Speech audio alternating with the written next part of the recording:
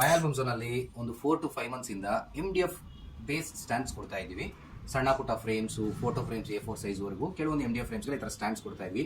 But ಆದರೆ ನಮ್ಮ customers ತುಂಬ ಜನ ಇಲ್ಲಿ ತಗೋಬೇಕಾದ್ರೆ ಖುಷಿಯಾಗಿ ತೊಗೊತಿದ್ರೆ ಮನೆಗೆ ಹೋದ್ಮೇಲೆ ಇದು ಹೆಂಗೆ ಅಸೆಂಬಲ್ ಮಾಡೋದು ಗೊತ್ತಿಲ್ಲದಿರ ಕಾಲ್ ಮಾಡ್ತಾವ್ರೆ. ಅದಕ್ಕೋಸ್ಕರನೇ ಈ ಒಂದು ವಿಡಿಯೋ.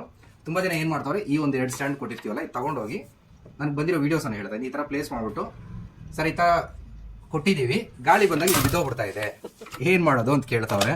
ಸಿಂಪಲ್ ಕಣ್ರಿ, ನೋಡಿ ಈ ಥರ ಒಂದು ಕಟಿಂಗ್ ಇದೆಯಲ್ಲ, ಜಸ್ಟ್ ಹಿಂಗೆ ಇನ್ಸೆಟ್ ಮಾಡಿ,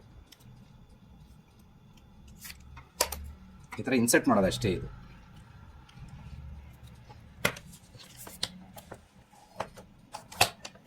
ಈ ಥರ ಇನ್ಸರ್ಟ್ ಮಾಡಿಕೊಂಡು ಹಿಂಗೆ ಪ್ಲೇಸ್ ಮಾಡಿದ್ರೆ ಬೀಳೋದಂತೂ ಇಲ್ಲ. ಸೊ ಇದು ಜಸ್ಟ್ ಈ ಥರ ಇನ್ಸರ್ಟ್ ಮಾಡ್ಕೊಂಡು ಹೋಗ್ಬೇಕು. ತುಂಬ ಫ್ರೇಮ್ಸ್ ಜೊತೆ ನಾವು ಇದನ್ನು ಕೊಡ್ತಾ ಇದ್ದೀವಿ.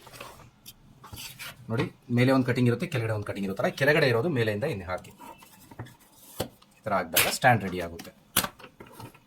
ಸೊ ಇದು ಡ್ಯಾಮೇಜ್ ಆಗದಿರಾ ಇರಲಿ, ಕ್ಯಾರಿ ಮಾಡೋಕ್ಕೆ ಈಸಿ ಇರಲಿ, ಪ್ಯಾಕಿಂಗ್ ಈಸಿ ಇರಲಿ ಅಂತ ಈ ಒಂದು ಕಾನ್ಸೆಪ್ಟನ್ನ ಲಾಂಚ್ ಮಾಡಿದ್ವಿ. ಯಾವ ಥರ ಅಂದರೆ, ಒಂದು A4 ಫ್ರೇಮ್ ತಗೊಂಡಾಗ ಹಳೆ ಒಂದು ಸ್ಟ್ಯಾಂಡ್ಸ್ ಬರ್ತಿತ್ತು, ಹಿಂಗೆ ಫೋಲ್ಡ್ ಮಾಡಿದ್ರೆ ಇಲ್ಲೊಂದು ಕ್ಲಿಪ್ಪಿಂಗ್ ಥರ ಕೊಡೋರು, ಅದು ಹೊಡೆದಾದ್ರೆ ಫ್ರೇಮೇ ಯೂಸ್ ಆಗಲ್ಲ.